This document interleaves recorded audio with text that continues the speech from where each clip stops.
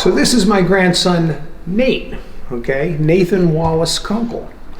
And he's a namesake of Mr. Sawdust and me, right? Mr. Sawdust was Wallace Kunkel, and so am I. And Nate's a whole new generation of Kunkels, and I think he's going to be quite the woodworker. Yeah, he's showing hand skills already. Yeah. So, great-grandpa would be very proud of you.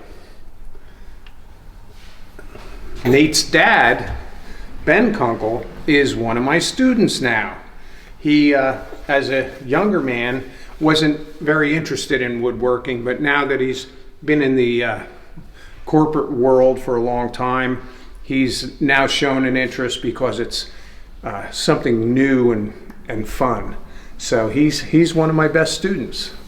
And so will Nathan be. Yeah. Say hi. Hi.